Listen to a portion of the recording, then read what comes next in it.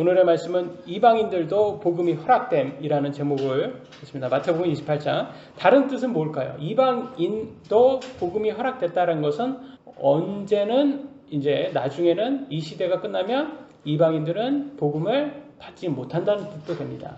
그러니까 우리들은 이방인들이기 때문에 이걸 갖고 크게 좀 약간 어떻게 보면 잘 느끼셔야 되는 거예요. 아, 이거 시간이 한계가 있구나. 우리 주위에 사랑하는 다 이방인들이란 말이에요. 우리 가족들이라든지 지인들, 이분들에게도 이제 구원이 기간이 정해져 있구나. 그래서 기간이 끝나면 이제 다시 이제 하나님의 백성인 예루살렘, 이스라엘 백성들에게 이제 복음이 들어갑니다. 그쪽이 눈이 뜨면 이제 이방인들은 이제 더 이상 아마 구원을 받을 수 없게 된 거예요. 지금은 하나님께서 질투심 불어 자신의 백성들에게 질투심 가지라고 이방인들에게 구원시켜 주시는 거예요. 근데 이 기간이 끝나면 이제 끝이다.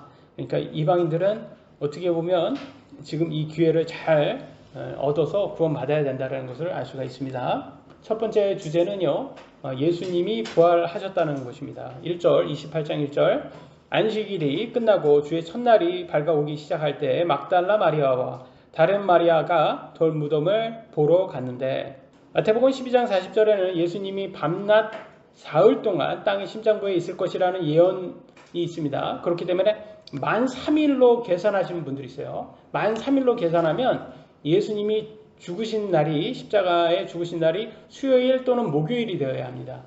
근데 저는 개인적으로는 그냥 그렇게 보지는 않고 그냥 여기에서 안식일이 끝나고 라고 나왔잖아요. 그러니까 안식일 전날에 죽으신 거죠. 그래서 마가복음 15장 42절에도 안식일 전날에 십자가 처형이 있다라고 나와 있었기 때문에 금요일이라고 저는 믿습니다. 근데 다른 분들은 이거는 큰 안식일이기 때문에 굳이 토요일이 아니어도 된다라고 하시는 분들도 있고, 그거는 상관이 없어요. 중요한 것은 그거는 어떤 걸로 믿어도 상관은 없다. 그래서 만약에 제가 믿는 것처럼 금요일날 죽었다 가정한다면 안식일은 토요일이니까 금요일, 토요일, 그 다음에 주의 첫날 일요일날 부활하셨다라는 것이 되는 거죠. 오늘날 현대인들은 일요일날 쉬고 월요일날 일을 하잖아요. 그러니까 주의 첫날이 꼭 월요일처럼 느껴진단 말이에요. 근데 유대인들은 토요일날 쉬었어요.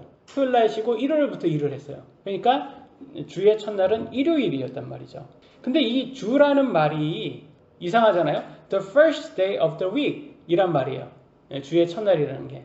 근데 이 week이라는 주가 우리의 Lord, the Lord, 이런 우리의 주 예수님 할 때의 주와 음성이 같기 때문에, 한글로 음성이 같기 때문에 주의 첫날이 꼭 우리 예수님의 날 알고 우리 한국 사람들에게 더 이게 좀 와닿는 것 같아요. 제 개인적으로는. 맞아.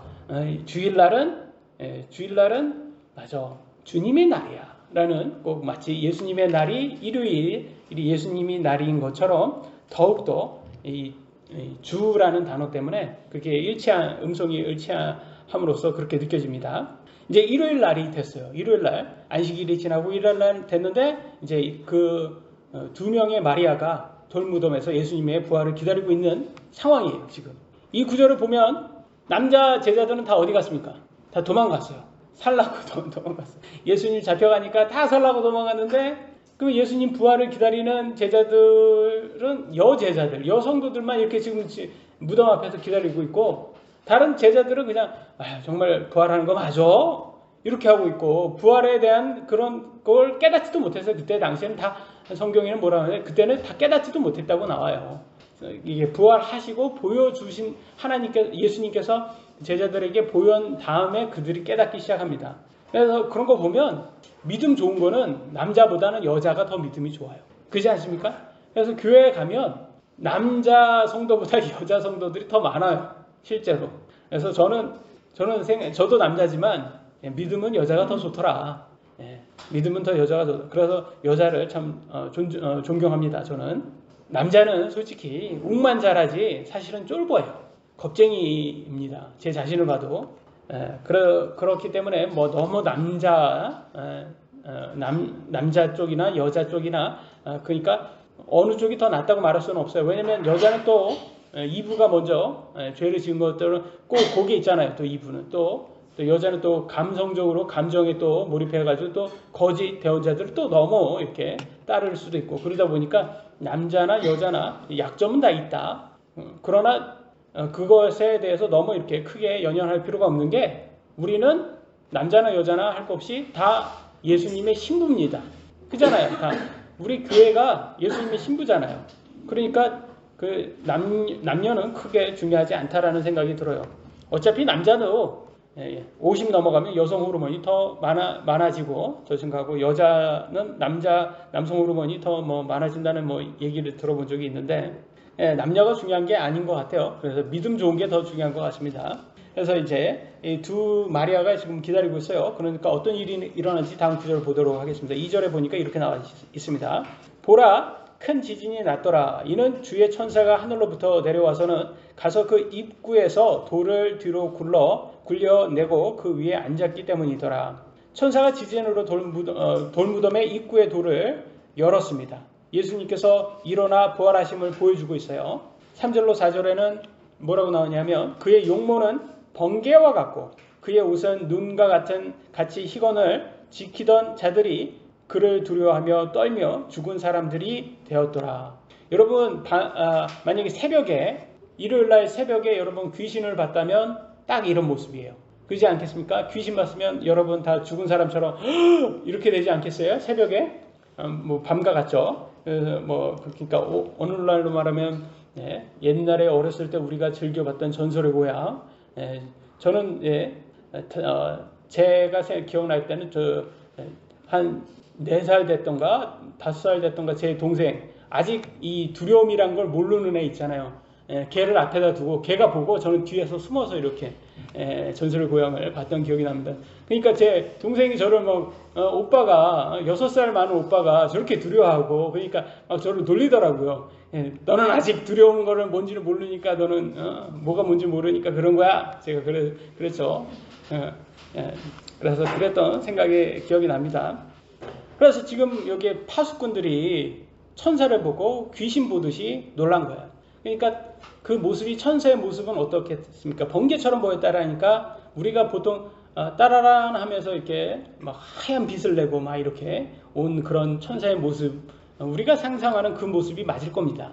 아주 정말 밝은 빛, 번개처럼 밝은 빛, 또 눈처럼 하얀 그런 모습의 천사라고 나와 있습니다.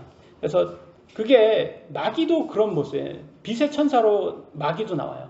그러니까 마귀 나올 때도 그렇게 나오고 이렇게 선한 천사가 나올 때도 이렇게 나와요. 그런 걸 보니까 우리가 너무 그쪽에만 너무 믿으면 안 돼요. 외적인 것에 너무. 왜냐면 마귀도 이렇게 빛의 천사처럼 이렇게 꼭 마치 우리에게 선한 것을 주려고 나오는 것처럼 할 수 있기 때문에 우리는 어떤 것을 너무 눈에 보이는 것을 너무 믿어서는 안 됩니다. 하나님 말씀을 믿어야 된다는 것을 우리가 알 수가 있어요. 근데 마치 우리가 천사나 마귀 곧 귀신이죠. 귀신을 보면 우리는 모두 다 이렇게 귀신을 본 것처럼 이렇게 무서울 것이다 라는 것을 알 수가 있습니다. 그러면 여기 있는 두 마리아는 무서워했을까요? 자기는 안 무서워했을까요? 똑같이 무서워했습니다. 그러니까 천사가 무서워하지 말라고 말합니다. 5절에 천사가 여자들에게 응답하여 이르되 너희는 두려워하지 말라. 십자가에 못 박히신 예수님을 너희가 찾는 줄 내가 아노라. 두려워하지 말라라고 말해줍니다. 그죠? 사실 이게 뭐 귀신 같은 존재가 딱 나와서 야 너희는 두려워할 필요 없어. 저 파수꾼 쟤네들은 저 가라지들 밑에서 저기 같은 지옥 갈 애들이니까 걔네는 뭐 마음대로 하라고 하고 관심 없고 내가 관심 없고 너네는 두려워할 필요 없어. 이렇게 딱 하면 마음속에 얼마나 편안해질까요? 그잖아요. 좀 약간 우리 편이다라는 뜻 딱 이렇게 느껴지면 좀 덜 무섭지 않겠습니까? 옛날에는 구약시대 때 옛날 사람들은요 하나님을 봤다 그러면 나는 죽었구나 그렇게 믿었다고 합니다. 왜냐면 하나님을 봤다라는 것은 마치 저승사자를 본 것과 같은 거예요. 나는 이제 죽은 존재다. 그만큼 두려워했다고 합니다. 그래서 역시 하나님을 본다라는 거 아니면 천사를 본다라는 것은 참 두려운 거구나라는 것을 알 수가 있습니다. 그래서 저는 그렇게 생각을 해요. 우리가 지금 눈에 하나님을 보이지 않으니까 하나님을 두려워하지 않지. 그러니까 너무 하나님을 가볍게 여기는 건 아닌가라는 생각이 듭니다. 그러나 실제로 우리가 천국에 가서 심판석에 딱 갔을 때 하나님을 딱 이렇게 눈앞에 본다고 상상 한번 해보세요. 감히 한마디라도 할 수 있을까요? 아마 그 하나님이라는 존재가 너무 커서 우리는 한마디도 못할 거예요. 너무 두려워서 한마디도 못할 때 우리 예수님께서 우리 옆에 오셔서 하나님, 이 사람은 저를 믿은 아주 신실한 종이었습니다. 이렇게 딱 한마디 해주면 그럼 천국 가는 거예요, 여러분. 근데 예수님이 나는 결코 얘를 모릅니다. 그러면 지옥 가는 거예요. 예수님의 한마디가 그렇게 중요한 거예요, 여러분.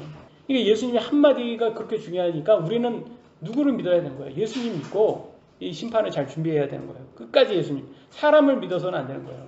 그래서 최우선순위는 예수님을 아는 것이라고 사도 바울은 그렇게 얘기했습니다. 예수님을 아는 것을 내가 나의 삶에서 최우선순위로 두고 나의 다른 세상적인 지식은 내가 배설물로 똥으로 여기겠다라는 거예요. 똥으로. 그러니까 제일 중요한 것은 예수님을 아는 것이라는 거죠. 그래서 여러분, 예수님을 아는 것, 예수님을 믿는 것이 천국 가는 길이에요. 그거를 모르면 지옥 가는 수밖에 없어요. 암만 이 땅에서는 다른 사람들에게 착하게 살았다 하더라도 예수님을 믿는 게 가장 그게 선한 것이고 천국 가는 길입니다. 6절입니다. 그분은 친히 말씀하신 대로 일어나셨으므로 여기 계시지 아니하니라. 와서 주께서 누우셨던 곳을 보라. 천사는 여성도들에게 예수님께서 부활하셨다는 것을 보여줍니다. 예수님께서는 예언하신 것처럼 부활하셨습니다. 예수님 믿는 우리도 예수님 재림 때 어떻게 됩니까? 우리도 눈 깜짝할 사이에 부활의 몸을 갖고 부활한다고 합니다. 그러니까 우리의 소망은 어디에 있는 거예요? 우리의 소망은 부활에 있는 거예요, 여러분. 부활이 없다면 이 세상 사는 게 그냥 비참할 뿐이에요, 여러분. 이 땅에 사는 게 예수님 믿거나 믿지 않거나 힘든 건 똑같아요. 매 한 가지 똑같습니다. 여러분, 예수님 안 믿었다고 덜 힘들까요? 저는 아니라고 생각해요. 예수님 안 믿어도 힘든 건 똑같아요. 아픈 거 똑같죠? 힘든 거 똑같죠? 재정 어려운 거 똑같죠? 다 힘들어요. 그게 현실이에요. 근데 예수님 믿으면 우리는 부활의 소망이 있어요. 이 땅이 전부가 아니라는 거예요. 많은 사람이 그래요. It's not fair. 그럽니다. It's not fair. 공평하지 않다고 말해요. 맞잖아요. 현실에서 공평한 게 사실 어디 있습니까, 여러분? 현실 공평한 게 어디 있어요? 여러분이 원하는 대로 태어났어요? 여러분 성별 여러분이 정했습니까? 외모 여러분이 정했습니까? 여러분 부모님 여러분이 정했습니까? 아니잖아요. 나라 여러분이, 국적 여러분이 정했어요? 우리가 북한에서 태어난 사람보다 뭐가 선하기에 우리는 대한민국에서 태어났습니까? 이렇게 좋은 나라에서. 북한의 사람들은 뭐가 그렇게 죄를 졌기에 북한에서 태어나서 그렇게 고생을 하고 있습니까? 하나님의 은혜라는 거죠. 그러니까 우리는 가장 중요한 것은 공정하고 의로운 것은 오직 하나님밖에 없다는 것을 우리가 알고 하나님, 예수님을 꼭 반드시 믿어야 된다는 것을 볼 수가 있습니다. 7절, 또 속히 가서 그분의 제자들에게 그분께서 죽은 자들로부터 일어나셨다고 말하라. 보라, 그분께서 너희보다 먼저 갈릴리로 가시나니 너희가 거기서 그분을 보리라. 보라, 내가 너희에게 말하였느니라 하거늘. 여러분, 여기는 지금 예수님의 돌 무덤은 어디에 있습니까? 예루살렘에 있는 거예요. 그럼 갈릴리는 예루살렘하고 거리가 얼마나 떨어졌냐면 140km가 떨어진 지역이에요. 그러니까 140km면 여러분 여기 양산에서 대구까지 갔다가 다시 돌아와야 되는 거예요. 그럼 차 타고 갔다 오면 편하죠. 근데 걸어가야 돼. 이때 당시에는 걸어가야 돼. 140km를 걸어갔다, 대구 갔다가 오면 140km 걸어가면 여러분 쉬울까요? 힘들까요? 힘들죠. 140km는 저도 군대 가서 행군을 100km는 해봤는데 140km는 해본 적이 없어요. 저는 100km 행군할 때도 그냥 100km를 한 번에 하지도 않고 40km, 갈 때 40km, 유격하고 올 때 60km 했는데 죽는 줄 알았습니다. 그냥 나를 죽여라 그랬어요. 그때. 그래서 저는 진짜 140km 이렇게 가는 게 이게 걸어가도 4일에서 5일 걸린답니다. 보통. 생각 한번 해보세요. 빨리 걷는 사람이 한 3일이면 정말 빨리 걷는 사람. 그렇게 물론 달리면 또 틀리겠지만 울트라 마라톤 있더라고요. 200km까지 하는 32시간인가 그 안에 들어와야지 된다고 하는 것 같던데. 그건 정말 대단한 사람들이고. 근데 여러분 교회 올 때 뭘로 왔어요? 차 타고 왔죠? 다 편하게 오셨죠? 예수님 만나러 가는데 여기는 140km 걸어가야 되고, 우리는 예수님께 경배할 때 우리는 이렇게 차 타고 옵니다. 편하게 옵니다. 만약에 우리한테 140km 걸어가야지 너 예수님 볼 수 있다 그러면 바로 불평이 나올 거예요. 아니 무슨 걸어갑니까 140km를. 그러니까 근데 사실 알고 보니까 뭐 엘리베이터도 그렇고 에스컬레이터도 그렇고 자동차도 그렇고 이것 때문에 편해졌는데 성인병은 더 많아졌어요. 그렇지 않습니까? 우리한테 더 이렇게 어떻게 보면 편함을 줬는데 알고 보니 이게 또 독이 될 수도 있다라는 생각이 들어요. 왜냐면 우리가 고생해야지 하나님께서는 좀 몸을 약간의 고생을 해야지 아담이 땀을 흘려야지 이제 열매를 얻을 수 있는 것처럼 우리가 땀을 흘려야지 좀 건강할 수 있게 만들어 놓으신 것 같아요. 그래서 성인병이 우리들이 지금 얼마나 많습니까? 그래서 비만은 질병이라고 합니다. 비만은 더 이상 이제 그냥이 아니라 질병이라고 이제 정해 놨다고 하더라고요. 그러니까 여러분 이제 우리가 우리 몸을 잘 관리하는 것도 우리의 책임이라는 것을 저는 그렇게 생각됩니다. 그러려면 어떻게 해야 됩니까? 비록 140km는 걷지 못하더라도 몸 관리를 잘해야 되겠죠. 저는 지금 몸이 아프니까 게으르고 악한 종아라고 이런 구절이 꼭 저한테 하시는 말씀 같아요. 왜냐면 지난 16년 동안 제가 게으르고 살았잖아요. 게으르게 운동도 안 하고 그렇게 살았는데 그리고 맨날 불평불만이 많았죠. 하나님께. 그리고 믹스 커피 마시면서 설탕 먹으면서 위로하고 설탕을 저는 나는 뭐 술 안 마시니까 뭐 나는 뭐 그래도 괜찮아 뭐 이렇게 하지만 알고 봤더니 설탕을 술처럼 먹었던 거예요. 그러니까 설탕 중독자였던 거죠. 그러니까 참 어떻게 보면 우리 하나님께서 지금 저한테 이렇게 육체 안의 가시로 저를 이렇게 찌르신 게 정신 차리라는 거죠. 너 성인병으로 얼마든지 이렇게 힘들 수 있다. 그 전에 하나님께서 더 큰 병이 얻기 전에 저를 지금 정신 차리게 하려고 이렇게 준 것 같아요. 그래가지고 지금 투덜투덜 대면서 운동하는데 뭐 운동하고 금식하고 하지만 그래도 역시 육신은 컨디션대로 가더라고요. 컨디션 좋으면 하나님께 감사하고 컨디션 안 좋으면 하나님께 불평불만 많더라고요. 근데 나중에 또 좋은 건강한 몸 얻으면 그럼 누구한테 유익한 거예요? 제 자신한테 유익한 거예요. 그게 하나님한테 유익한 겁니까? 하나님은 그런 것 같아요. 지금 자식한테 너 좋으라고 하는 거야. 이게 너 좋으라고 운동시키는 거고 너 건강하라고 운동시키는 거야 라고 하는데 자식은 투덜 대면서 내가 왜 해야 되는지 모르겠다 하면서 투덜대는 그 자식의 모습이 바로 제 모습인 것 같아요. 근데도 우리 하나님은 저를 사랑하니까 여러분들을 사랑하니까 운동시키시는 것 같습니다. 8절 그들이 두려움과 큰 기쁨을 가지고 서둘러 돌 무덤을 떠나 그분의 제자들에게 말을 전해 주려고 달려가더라. 제자들은 지금 어디 있냐면 마가의 다락방, 여러분 마가 복음서 있죠? 그 저자 그 다락방에 모여 있었습니다. 그때 보면 한 120명 정도가 이제 예수님이 부활하고 이제 승천하신 다음에 사도행전에 보면 그 다락방에 모여서 한 120명 제자들이 모여 있는데 그 정도 됐을 거라고 생각합니다. 근데 예수님께서 뭐 오병이어라든지 뭐 그런 걸로 먹였던 사람만 해도 남자만 5,000명, 4,000명 두 번이나 그렇게 기적해서 했는데 다 그 사람들 어디가 있습니까? 빵만 먹었지 다 어디 갔습니까? 지금 제자는 120명만 남아 있어요. 지금. 그러니까 여러분 기적 봤다고 그 믿음이 계속되지는 않는다는 걸 알 수가 있습니다. 그래서 많은 사람들이 지금 다 없어지고 실제 진짜 믿는 120명만 남아 있습니다. 그래서 여성도들은 예수님의 부활한 사실을 천사에게 듣고 다른 제자들에게 이 사실을 알리기 위해서 큰 기쁨으로 달려갑니다. 여러분 제가 10개월 전만 10월 달이니까 지금 10개월 전이죠. 10월 달 전에 제 몸 상태에서는 저한테 누가 좀 달리세요 이렇게 얘기할 때 사람이 달릴 수가 있나요? 그거 차 타야 되는 거 아니에요? 3보 이상 차량 탑승 아닙니까? 저는 그랬던 사람이에요. 달린 적이 없었던 것 같아요. 달린 적이. 여러분 달리라고 하면 여기 여성들처럼 지금 달릴 수 있으세요? 여러분 몸 상태 확인하셔야 돼요. 달릴 수 있는 상태로 만드셔야 되는 거죠. 가능하시면.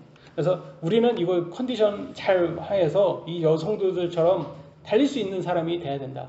육적으로나 영적으로나. 그래서 육은 운동으로 또 아니면 금식이라든지 이런 걸로 운동을 여러분 단련하셔야 되고 영은 하나님의 말씀으로 특히 쉬지 않고 감사와 기도로 단련하라고 나와 있습니다. 그래서 좀 많은 사람들이 약을 많이 먹습니다. 요즘 약 참 많이 먹지 않습니까? 뭐 특히 우리 나이 되면 다 다이비리 이제 걸려가지고 다 약 먹는데 그런 것들이 다 어떻게 보면 뭐라고 생각이 됩니까? 우리가 다 성인병인 거 아니에요? 우리가 많이 움직이지 않아서. 그래서 그런 것 아니면 또 설탕을 너무 많이 먹어서 그런 게 아닌가. 그래서 그런 것에 대해서 우리가 약을 먹지 않는 그런 몸을 가져야 되겠다라는 생각이 많이 들어요. 근데 여러분, 근데 어떤 약을 먹고 병이 나았어요. 그러면 여러분은 어떤 생각이 들어요? 여러분 혼자만 알 거예요? 아니면 주위 사람들에게 야, 이 약 먹었더니 너무 효과 좋더라 알릴 겁니까? 알리죠. 그러니까 지금 알리는 거예요. 제자들한테, 다른 제자들의 예수님 진짜 부활했어 알리잖아요. 그러니까 진정한 효과 있는 약은 좀 약간 말장난 하겠습니다. 어떤 약이 제일 좋아요? 구약과 신약이다. 구약과 신약이 제일 좋은 약이다. 성경 말씀 구약과 신약이 진짜 제일 좋은 약이에요. 그러니까 여러분 하나님 말씀이 진짜 약이에요. 여러분 육신만 건강하게 만드는 약이 아니라 여러분 영도 건강하게, 여러분 혼도 건강하게 만드는. 왜냐하면 여러분 혼은 죽을 수 없는 존재랍니다. 그러니까 여러분이 만약 예수님 믿지 않는 사람이라도 부활을 해요. 무슨 부활이냐면 뭐 저주의 부활이라고도 말하고 아니면 정죄의 부활이라고도 이렇게 표현합니다. Resurrection of damnation 맞나요?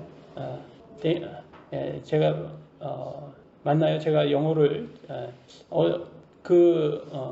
정죄라고도 해석돼 있고 또 어떻게 보면 저주라고도 해석할 수 있는데 이 저주의 부활을 한다고 나와 있어요. 구원받지 못한 사람들은. 그래서 우리는 생명의 부활을 하고 믿는 사람은 생명의 부활하고 구원받지 못한 사람들은 정죄의 부활 또는 저주의 부활을 합니다. 그러니까 그들도 죽을 수 없는 존재가 되는 거예요. 근데 죽을 수 없는 존재니까 고통을 똑같이 받고 고통을 다 느낀다는 거죠. 왜냐면 육신은 고통받으면 죽잖아요. 근데 그들은 죽을 수 없는 존재가 되는 거예요. 근데 고통은 다 느끼는. 그러니까 지옥이라는 곳은 절대 가서는 안 되는 곳이라는 것을 우리가 다시 한번 깨달아야 된다. 그러니까 저는 그런 생각이 듭니다. 지금 하나님께서 저를 이렇게 육신적으로 운동시키는 이유가 하나님께서 너 이 여성도들처럼 의의 도구로 너 쓰임 받고 싶어? 그럼 너도 달릴 수 있어야 될 거 아니야. 달릴 수 있는 사람으로 몸을 갖춰야 될 거 아니야 라고 하시는 것 같다는 생각이 들어요. 그래서 오늘 아침에도 1시간 달리고 왔는데 지금은 이제 달립니다. 제가 1시간 동안은 1시간까지는 달릴 수가 있어요. 이런 몸을 만들어주는 하나님께 얼마나 감사합니까? 근데 10개월 전만 해도 저는 상상은 못했어요. 제가 달린다는 것을. 푸시업도 하나도 못했고. 근데 지금은 50개씩 하잖아요. 그런 거 보면 야, 내 의지로 저는 의지가 약해서 제 의지로 하라면 절대 못합니다. 하나님께서 지금 이렇게 아프게 하니까 이 고통을 참기 위해서 겨우 하는 거지 제 의지로는 절대 못합니다. 9절로 10절을 보도록 하겠습니다. 그들이 그분의 제자들에게 말하러 갈 때 보라 예수님께서 그들을 만나 이르되 다 잘 있느냐 하시거늘 그들이 나와 그분의 발을 붙잡고 그분께 경배하니 이 예수님께서 그들에게 이르시되 두려워하지 말라 가서 내 형제들에게 갈릴리로 가라고 말하라 거기서 그들이 나를 보리라 하시니라. 그래서 다시 한번 예수님께서 이제는 그 여성도들 앞에서 나타나셔서 부활하신 모습을 확장해 주시는데 다른 구절에서는 뭐 아직 내가 하나님께로 가지 않았으니까 나를 만지지 말라고도 나오는 구절도 있습니다. 이런 것을 봤을 때는 저는 그래요. 더 믿는 사람에겐 더 주신다. 특히 성령님을 더 주신다고 합니다. 그래서 더 많이 믿는 사람들에게 성령님을 더 주신다는 구절에 이런 구절 이렇게 말씀하십니다. 마태복음 25장 28절로 29절에는 그런즉 그에게서 그 달란트를 빼앗아 10달란트 가진 자에게 주라. 있는 자마다 받아서 풍성하게 될 터이나 없는 자는 자기에게 있는 것도 빼앗기리라 라고 했어요. 여기에서 1달란트 뺏긴 1달란트 사람은 악하고 게으른 무익한 종이라고 했어요. 일하지 않는 사람이었다고 합니다. 하나님께서 주셨는데 하지 않은 거예요. 저는 이 구절이 꼭 마치 저에 대해서 얘기한 구절 같아서 참 마음이 많이 아픕니다. 왜냐하면 제가 이렇게 제 몸도 컨트롤하지 못하는 사람이었기 때문입니다. 그래서 나도 이렇게 몸 관리 잘해서 이렇게 이 여성도들처럼 하나님께서 쓰실 때 의의 도구로 쓰실 때 달릴 수 있는 사람 누구든지 한테 가서 예수님이 부활하셨다라는 것을 증거할 수 있는 그런 사람이 되어야 되는구나 라는 거를 깨닫게 됩니다. 그래서 하나님께서는 이렇게 더 많은 것을 준 사람에게 더 준다고 하잖아요. 그러면 여러분들 공정하지 않습니다 이렇게 말할 수 있죠. 근데 공정은 하나님까지 오직 하나님만이 정하시는 겁니다. 세상은 공평하지 않습니다. 그래서 데살로니가 5장 16절로 18절에는 항상 기뻐하라, 쉬지 말고 기도하라, 모든 일에 감사하라, 이것이 그리스도 예수님 안에서 너희에 대한 하나님의 뜻이니라. 그러면 하나님 뜻은 뭐예요? 기뻐하고 쉬지 말고 기도하고 감사하셔야 되는 거예요. 그러니까 작은 일에도 감사할 수 있는 거를 하려면, 쉬지 말고 하시려면 어떻게 해야 돼요? 계속 찾으셔야 되는 거예요. 여러분 물 마실 때도 물을 마실 수 있게 해주셔서 감사합니다. 눈에 보이는 것에 우리는 눈에 보이고 내가 이렇게 무엇을 샀을 때, 구매할 때, 내가 원하는 거 가졌을 때만 감사가 나오지만 그런 거 아닌 가벼운 것에도 우리는 감사할 수 있어야 돼요. 사실 그렇지 않습니까? 이렇게 대한민국에 태어난 것도 감사해야 되는 거예요. 왜냐면 북한에서 태어났다 보면 성인병은 없겠지만 거기는 성인병 없는 거는 참 좋겠어요. 그죠? 그렇지만 거기에서는 굶어 죽죠. 맞아요. 그러니까 우리는 감사하는 것도 이것도 연습을 해야 되는구나 라는 생각이 들어요. 왜냐면 감사가 우리 육신은 잘 안 나오잖아요. 오히려 저는 투덜이라 엄청 투덜 되잖아요. 그런데도 너무 감사한 게 꾸짖지 않으신답니다. 야고보서 1장 5절에는 모든 사람에게 너그러이 주시고 꾸짖지 아니하시는 하나님께 구하라. 정말 그래요. 저는 하나님께 맨날 투덜대거든요. 하나님 저 컨디션 너무 안 좋아요. 하나님 저 너무 아파요. 조금만 좀 덜 아프게 해주시면 안 돼요? 제가 욕심 많은 제 자신을 확인한 게, 제가 100% 아팠을 때는 조금만 좀 덜 아팠으면 좋겠어요. 그래서 지금 한 70%로 줄었어요. 30% 줄어가지고 70% 아파요. 근데 여기에서 만족합니까? 아니에요. 또 여기에서 또 반절 또 깎아달라고 또 하더라고요. 보니까 제가 제 육신을 보면서 너도 다 소용이 없구나. 예? 그러니까 확실히 보면 우리 육신은 그런 것 같아요. 이게 좀 뭐라고 할까, 하나님께서 좀 호의를 주면 권리처럼 당연시 여기는 그런 경우가 많아요. 감사하지 않고. 그리고 심지어는 다 내가 노력해서 얻었다고 말합니다. 근데 여러분, 노력할 수 있는 여러분 재능도 주었고, 그런 환경도 주셨고, 또 교육도 주셨고, 그런 또 몸도 주셨잖아요. 여러분이 만약에 누워 있다면 일하실 수 있어요? 누워 있으면 아무것도 못 하잖아요. 그러면 누워 있으면 기도는 할 수 있죠. 근데 우리는 되게 건방지고 교만하게 내가 다 했다. 저는 많이 그럴 때가 있어요. 하나님 뭘 도와주셨습니까? 제가 다 했지 않습니까? 이럴 때가 많이 있어요. 그래서 제 육신을 보니까 너는 교만 덩어리구나 역시.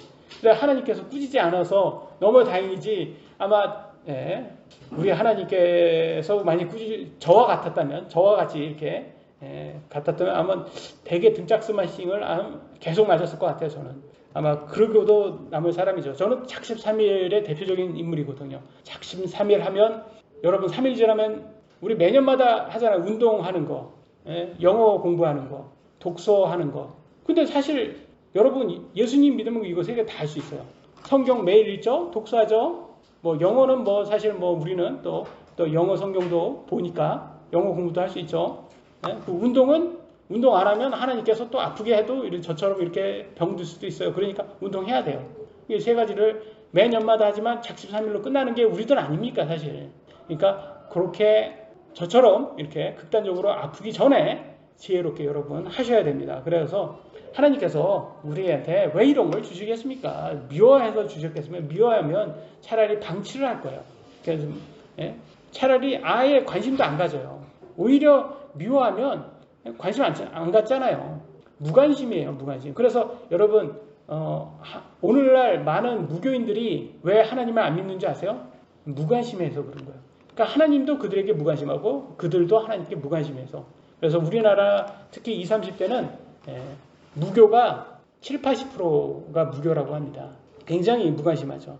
그래서 저는 이런 세상에서 하나님 믿기가 참 쉽지 않은 시대에 살고 있다 우리가. 불평만 많고 작심삼일인 우리들이 예수님을 믿음으로 이렇게 달라질 수 있구나. 우리 아이가 달라졌어요 라고 하듯이 우리가 달라질 수가 있습니다. 그러려면 어떻게 해야 돼요? 하나님 말씀에 순종하셔야 됩니다. 두 번째 주제 보도록 하겠습니다. 예수님의 부활을 본 파수꾼들도 뇌물을 받고 거짓 보고를 합니다. 11절로 13절.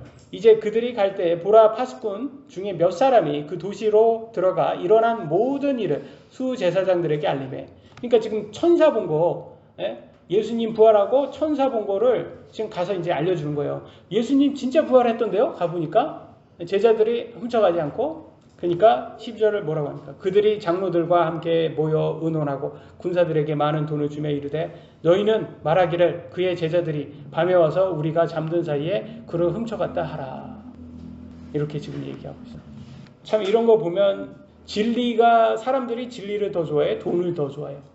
돈을 더 좋아합니다. 진리는 관심 없어요, 여러분. 왜냐면 이 사람들은 지금 진리를 본 사람들 아닙니까? 예수님 부활한 걸 본 사람들이잖아요. 부활한 거를 봤는데도 불구하고 진리를 선택하지 않고 뭐를 선택해요? 돈을 선택하잖아요. 우리도 그래요. 당장 눈에 보이는 것을 선택하게 돼 있어요. 우리도. 여러분 만약에 아직 우리가 천국을 보지는 못했잖아요. 천국을 약속받았지 천국에 가보지는 못했잖아요. 근데 우리들에게 여러분 100억 1000억 줄게 너 나 믿어라 라고 마귀가 여러분들한테 온다면 어떻게 할까요? 아마 갈 수 있어요. 그죠? 특히 컨디션 안 좋을 때 와서 내가 네 컨디션 좋게 만들어주고 100억 1000억 줄게 이렇게 약속해봐요. 그러면 나의 하나님은 마귀입니다 라고 밝힐 수 있어요. 그러니까 여러분 우리 자신을 너무 믿으시면 안 돼요. 우리 육신을 너무 믿으시면 안 돼요. 사탄이요 사자처럼 우리를 삼키려고 여러 가지로 유혹하고 있어요. 돈으로도 유혹하고 또 육체 안에 가시로도 그래서 병으로도 힘들게도 하고 여러 가지로. 사탄이 예수님한테 성전에서 뛰어내리라고 했잖아요. 그 뭘 얘기한 거예요? 자살하라고 한 거예요. 자살하라고. 그러면 사탄이 우리들한테 와서 자살하라고 할까요? 안 할까요? 하죠. 똑같아요. 우리 컨디션 안 좋을 때 맨날 와서 사탄이 와서 너 자살해. 자살하면 다 편해져. 거짓말입니다, 여러분. 거짓말이에요. 자살하거나 뭐 죽으면 그 뒤에는 심판이 있는 거예요. 죽은 뒤에는 심판이 있어요. 심판은 두려워하지 않냔 말이죠. 근데 자살하라고 매일 와서 사탄이 와서 우리들에게 그렇게 말합니다. 저는 제가 제 생각은 제 생각은 그래요. 지금 만약에 예수님을 안 믿는 사람이었다면 내가 이런 지금 같은 지금 육신의 고통을 갖고 있다면 아마도 술을 마시고 고독사를 하지 않았을까. 저는 그런 제 자신이 생각이 나고 그런 상상이 들어요. 왜냐면 너무 아프니까 그냥 피하고 싶은 거예요. 그래서 여러분 우리 성경에 나온 대로 우리가 다시 한번 확인해 보자고요. 성경에 나온 대로 디모데후서 3장 12절 같이 한번 읽어보겠습니다. 옆에가 시끄러우니까 큰 소리로 우리는 더 큰 소리로 읽어보겠습니다. 시작. 참으로 그리스도 예수 안에서 하나님의 뜻대로 살고자 하는 모든 자는 핍박을 받을 것이다. 아멘. 예수님 안에서 하나님 뜻대로 살면 소원 성취하고 평화롭고 병 고침받고 다 일하는 거 잘 풀리고 힘들지 않고 그렇답니까? 아니면 핍박받는다고 합니까? 핍박받고 힘들다고 합니다. 이 성경에 나와 있어요.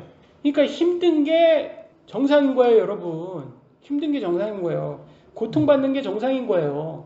근데 자꾸 어떤 사람들은 쉬운 구원, 행위 없는 구원이라면서 외치면서 예수님만 믿으면 다 해결된다. 그런 식으로 얘기해. 아무것도 안 해도 돼.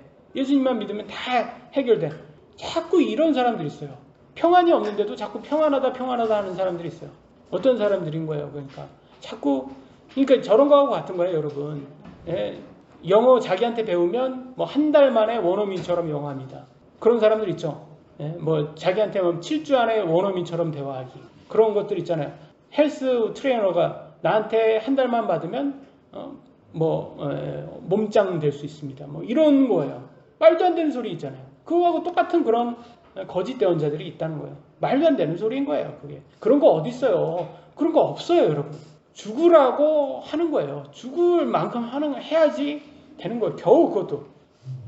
예수님 믿으면 힘들어요? 안 힘들어요? 힘들어요. 힘든 게 당연한 거고 힘든 게 성경적인 겁니다. 근데 많은 사람들이 자꾸 예수님 믿으면 안 힘들다고 그렇게 얘기해요. 그 왜 그러냐면 사람들한테 그렇게 듣기 좋은 소리 하는 거예요. 왜냐면 그런 소리 해야지 사람들이 그런 목사들을 좋아하니까. 그 사람들을 위해서 하는 사꾼과 같은 사람들인 거예요. 그 거짓말이죠. 근데 우리가 잘 이렇게 힘들어도 잘 참으면 어떤 대우를 받는지 히브리서 12장 7절에 이렇게 나왔습니다. 너희가 징계를 견디어내면 하나님께서 아들들을 대우하듯 너희를 대우하시나니 아버지가 징계하지 않는 자가 무슨 아들이냐. 그러니까 여기서 징계는 매 맞는 거예요, 여러분. 맴매 맞는 거예요. 회초리 맴매 맞는 거예요.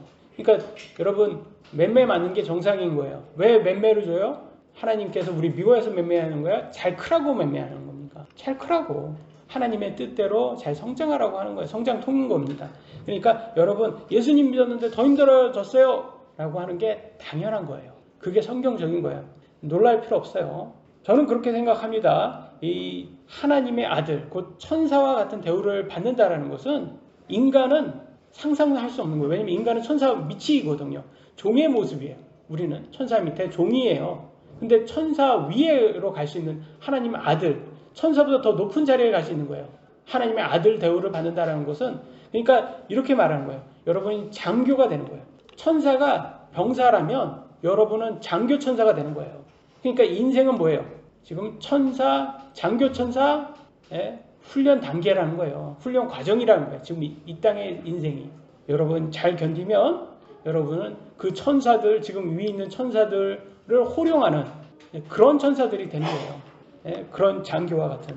얼마나 대단한 겁니까? 이런 대단한 자리를 우리 하나님께서 우리들에게 약속하셨기 때문에 지금은 좀 이 땅의 삶이 힘들어요. 왜냐면 훈련 때 누가 훈련 때 군사 훈련하는데 누가 편하게 해줍니까? 제가 군사 장교 훈련 받을 때는요. 장교 훈련 받는 동안에는 침대에 앉지도 못했어요. 자는 거 외에는 침대에 앉지도 못했어요. 그게 그 룰이었어요.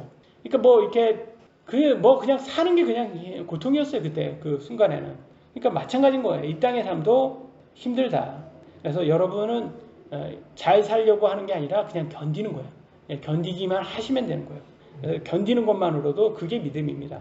그게 하늘에 보물을 쌓는 것이 견디는 것입니다. 그래서 예수님 믿고 끝까지 견디는 성도 여러분들 되시길 예수님 이름으로 기도합니다. 14절 15절 만일 이 일이 총독귀에 들어가면 우리가 그를 설득하여 너희를 안전하게 지켜주리라 하니 이에 그들이 돈을 받고 가르침을 받은 대로 하매 이 말이 이날까지 유대인들 가운데 공통적으로 알려지니라. 여러분 가라지들은요 이렇게 돈을 선택하게 됩니다. 그리고 결과적으로는 지옥에 가게 되겠죠. 참 하나님께서 참 독특하게 하나님의 백성은 지옥에 보내고 오히려 이방인들에게는 복음을 주는 이런 놀라운 것을 하십니다. 하나님께서 하나님의 백성이 이스라엘 백성들을 싫어해서 그랬을까요? 아니죠. 이거는 자유의지입니다. 하나님 백성에게도 자유의지를 주셨기 때문에 그들이 하나님을 버린 거예요.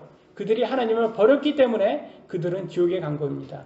그래서 여러분 제일 고통스러운 것은 불호수에 던져지는 겁니다.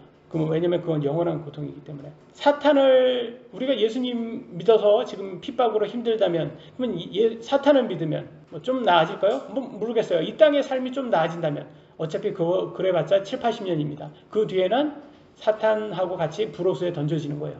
그 굉장히 손해보는 장사 아닙니까? 그잖아요. 그러니까 차라리 지금 우리가 지금 삶이 얼마 남았지? 지금 나이 50이면 한 20 맨날 100세 시대 120 이제는 120세까지 산다고 하더라고요.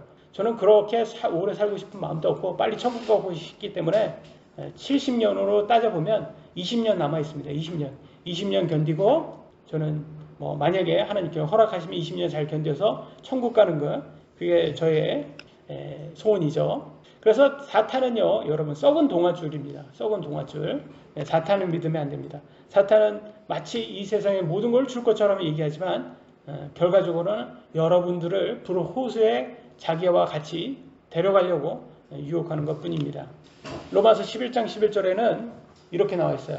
그들이 실족함으로 넘어지게 되었느냐? 결코 그럴 수 없느니라. 오히려 그들의 넘어짐을 통해 구원이 이방인들에게 이르렀으니 이것은 그들이 질투하게 하려 함이니라. 그래서 유대인들이 넘어졌어요. 유대인들이 하나님을 안 믿었어요. 예수님을 부인했어요. 그래서 그들은 넘어졌습니다. 그래서 거기에서 끝난 게 아니라 이것은 왜 그런 거예요? 결국 이방인들을 구원시키기 위해서 이런 기회를 사용한 거예요. 그 말은 다시 질투를 일으키려고. 질투를 여러분 이제 여자친구와 남자친구가 있는데 여자친구가 다른 남자에게 더 잘해줘요. 뭘 일으키기 위해서? 질투심을. 누구를 위해서? 자기 남자친구한테 야, 내가 이렇게 잘해주는 거는 너가 나한테 좀 더 잘해줘야 돼. 질투심 일으키기 위해서 한 거예요. 그 말은 뭐겠어요? 하나님은 결코 하나님 백성을 버리지 않는다라는 뜻입니다. 지금은 질투심 일으키기 위해서 우리는 이방인이기 때문에 어떻게 보면 그냥 얻어 걸린 거예요. 지금은 구원받을 수 있는 거예요. 사실은 우리는 구원받을 수 있는 존재가 아닌데. 근데 많은 사람들이 지금 착각하고 있어요. 이방인인데 이방인들은 뭐 행위 없어도 구원받는다 막 자꾸 그런 식으로 착각하고 있단 말이에요. 근데 사실은 유대인들이 하나님의 백성이고, 우리 좋은 나무, 좋은 올리브 나무 가지고 우리는 야생 올리브 나무 가집니다. 좋은 올리브 나무가 잘려나갔어요. 지금 잘려나간 거예요. 예수님 안 믿어서. 그러면 야생 올리브 나무인 가지는 더 쉽게 잘려나갈 수 있다라는 겁니다. 그러니까 우리는 하나님의 선함에 거해야 된다는 거예요. 선함에 거한다는 것은 뭐겠습니까? 하나님 말씀에 순종하여야 된다는 거죠.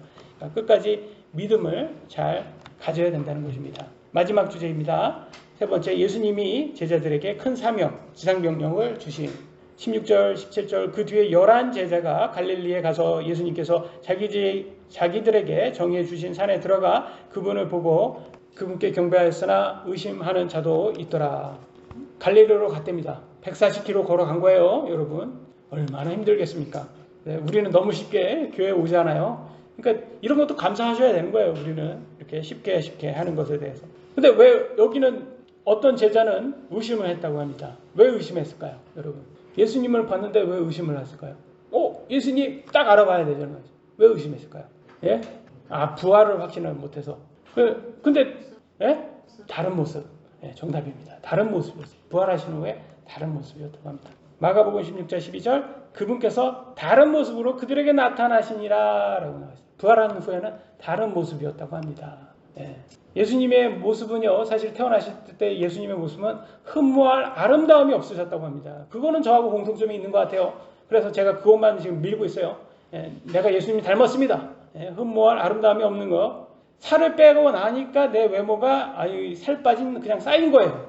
나는 살 빼면 좀 더 나아질 줄 알았는데 그래서 너무 실망이에요. 그래서 지금 있는 소망은 뭐겠습니까? 부활한 다음에 조금 다른 모습으로 부활하면 좀 나아지겠지. 그래서 그거 지금 믿고 있습니다. 예, 그거 지금 믿고 있어요. 그래서 부활하면 현재 모습이냐 다른 모습이냐 몰라요. 모르겠어요. 우리 리비가 지난주에 그걸로 되게 물어봤어요. 예, 이제 천사가 되면 우리가 천사가 되면 성별이 모르고 모습은 어떻게 되냐? 모르겠다. 나도 모르겠다. 알 수가 없다. 성경에서 알려주지 않는다. 근데 뭐가 되든 그리고 천국에 가면 기억이 있냐 없냐? 근데 기억이 없어질 거다. 지옥은 기억이 있고 기억이 중간에 없어질 거다 하다가 그러면 너무 자기한테 좋은 기억은 있잖아요. 그건 간직하고 싶어 하잖아요. 그러니까 제가 했던 거는 그럼 좋은 기억만 남겨주시나? 뭐 이렇게도 제가 얘기하고 모르니까 저도 하나님께서 그거는 안 알려줬습니다. 그래서 우리는 모르겠어요. 부활한 다음에 어떤 모습이 될지. 그건 몰라요. 그건 가서 확인하자고요.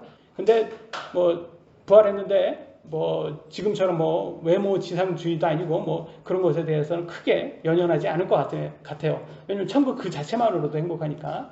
마지막 9절입니다. 28장 18절로 20절 예수님께서 그들에게 오셔서 말씀하여 이르시되 이제 부활하신 다음이죠. 하늘과 땅에 있는 모든 권능이 내게 주어졌느니라. 그러므로 너희가 가서 모든 민족들에게 가르치고 아버지와 아들과 성령의 이름으로 그들에게 침례를 주며 무엇이든지 내가 너희에게 명령한 모든 것을 그들에게 가르쳐 지키게 하라. 보라 내가 세상의 끝까지 항상 너희와 함께 있느니라 하시니라. 아멘. 이게 지상 명령입니다. 그래서 이때부터 예수님이 부활하심부터 이방인들에게 복음이 전해지기 시작했어요. 예수님 당시에도 개한테는 이방인들을 개라고 표현하고 개한테는 내가 빵을 주지 않는다라고 말씀하실 정도로 이방인들에게는 복음을 잘 전하지 않으셨어요. 예수님 당시에도. 그리고 예수님께서 제자들에게도 그 이스라엘 안에서만 복음 전하라고 얘기했어요. 그런데 예수님께서 부활하신 이후부터는 모든 사람들에게 복음을 전하게 됐습니다. 근데 사도들이 바로 복음을 전했을까요? 아닐까요? 아닙니다. 뜸을 들였어요. 뜸을 들이다가 사도행전 10장 15절에 베드로가 환상을 봅니다. 환상을 보고 하나님께서 이방인들도 다 거룩하게 만드셨구나 라고 걸 깨닫고 이탈리아 부대 백부장 고넬료에게 복음을 전하면서 고넬료와 고넬료에 있는 사람들이 성령을 받고 이렇게 구원받는 모습을 확인하고 이방인들도 구원받을 수 있게 되었구나 라면서 이제 깨닫게 되고 이제 받아들이게 됩니다. 그래서 우리가 지금 구원받게 되는 거예요, 여러분. 그래서 우리가 이제 지상 명령으로 우리는 이제 구원을 우리 주위 사람들에게 복음을 전할 수 있게 되었습니다. 그 말은 뭐겠습니까? 이제는 이방인들의 수가 충만해지면 다시 14만 4천 명의 선택받은 유대인들을 사용해서 유대인들에게만 복음을 전할 거예요. 그러면 여러분 주위에 있는 이방인들은 구원 못 받는다라는 거예요. 그러니까 이방인들의 수가 충만하기 전에 우리는 빨리 우리가 사랑하는 지인들, 가족들에게 복음을 전해야 합니다. 그들에게 복음을 전하라고 지금 이렇게 지상명령을 주셨잖아요. 그러니까 우리 주위 사람들에게 가능한 전도를 하고, 제일 좋은 전도는 뭘까요? 제일 좋은 정도는 삶으로 보여주는 거예요. 삶으로.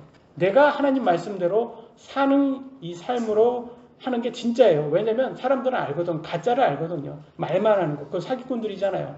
근데 우리가 하나님 말씀으로 살면, 우리가 그러면 그들이 비방하다가도 멈추게 됩니다. 그래서 우리는 순종하는 삶, 끝까지 힘들면서도 견디는 삶으로서 그들에게 좋은 간증으로 전도하는 그런 우리들 되기를 예수님의 이름으로 기도합니다. 기도하시겠습니다.